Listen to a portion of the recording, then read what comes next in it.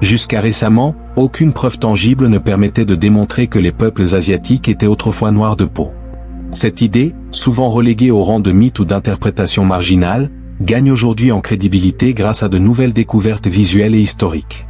Bien que la théorie de l'Out of Africa, qui stipule que tous les êtres humains trouvent leur origine en Afrique, soit largement reconnue dans la communauté scientifique, elle demeure pour beaucoup une hypothèse nécessitant des preuves plus solides pour être pleinement institutionnalisée.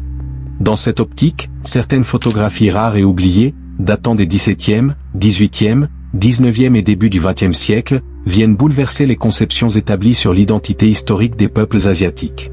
De nos jours, les populations asiatiques sont perçues comme ayant une peau blanche ou brune, ce qui rend difficile la démonstration que des Africains aient pu migrer très tôt vers l'Asie et y laisser une empreinte génétique et culturelle visible. Pourtant, à travers les récits enfouis, les traditions anciennes et surtout les archives photographiques, se dessine une toute autre réalité, à la fois troublante et fascinante. Bienvenue dans un nouvel épisode de l'Œil du Savoir, une chaîne dédiée à la révélation de l'histoire noire oubliée, dissimulée ou volontairement effacée. Ici, nous redonnons voix et visibilité à une culture et une civilisation qui ont été éclipsées par des siècles de silence et de domination culturelle. Nous remercions chaleureusement tous les membres de notre communauté qui nous soutiennent depuis le début, et nous souhaitons la bienvenue aux nouveaux venus.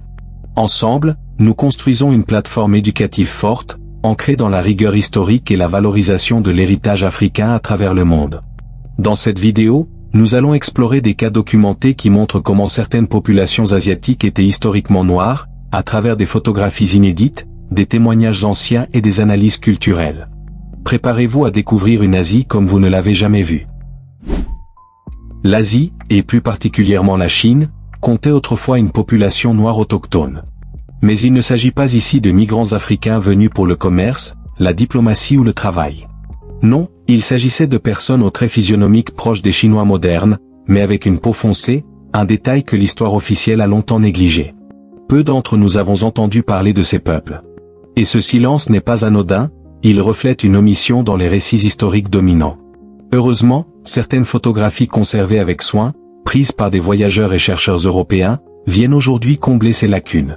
Pendant l'ère de la puissante dynastie Qing, 1644-1912, l'un de ses observateurs, l'Irlandais John Thomson, parcourut la Chine avec son appareil photo.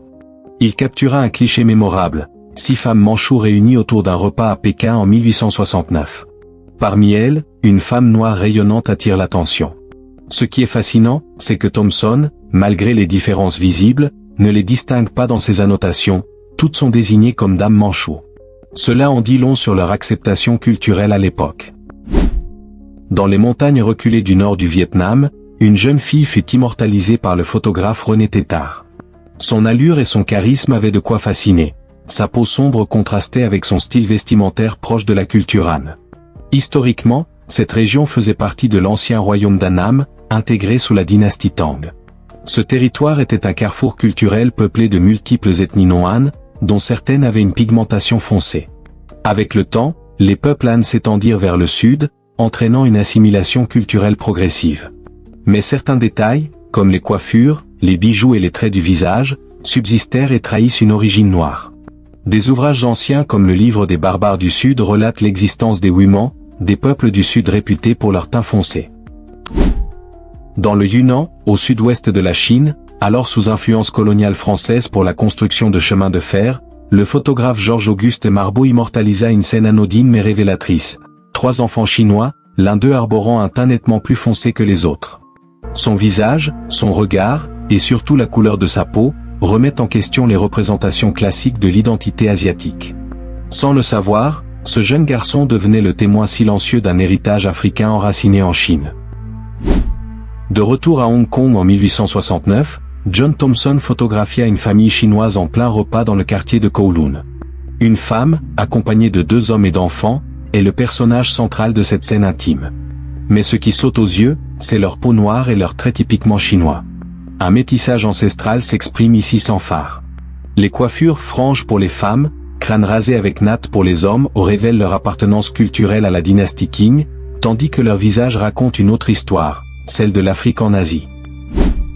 Entre 1917 et 1919, le photographe Sidney D. Gamble captura une scène innocente mais puissante dans un lieu qu'il appela Pei Ninh.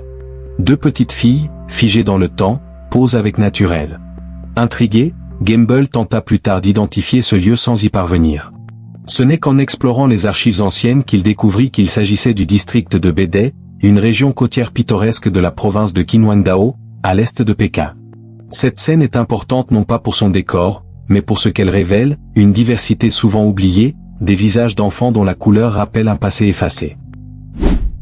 Encore une fois, John Thompson nous offre un témoignage saisissant, une mère et ses 2 enfants dans les rues de Pékin. À première vue, leurs traits sont chinois. Mais à y regarder de plus près, leur peau noire distingue cette famille du reste de la population urbaine photographiée à l'époque. Certains soutiennent que ce teint pourrait être dû à une exposition prolongée au soleil. Mais la génétique raconte une autre histoire, une différence innée, profonde et enracinée. D'ailleurs, une étude menée par l'université Harvard a révélé que des fragments d'ADN africains anciens ont été retrouvés chez certains groupes ancestraux chinois. Et vous, croyez-vous toujours à la version officielle de l'histoire? Pensez-vous que l'Asie a pu être autrefois une terre noire? Que les peuples asiatiques ont peu à peu perdu leur pigmentation originelle à travers les âges, les migrations et les métissages? Que vous soyez d'accord ou non, les images parlent d'elles-mêmes. Elles ne mentent pas. Elles nous forcent à reconsidérer l'histoire, non pas comme un récit figé, mais comme une vérité en évolution. Abonnez-vous, activez la cloche, et partagez cette vidéo avec ceux qui méritent de voir l'histoire sous un autre angle. Merci de nous avoir suivis. Restez connectés pour plus de révélations sur la culture noire, les civilisations perdues, et les vérités cachées qui attendent d'être redécouvertes. À très bientôt.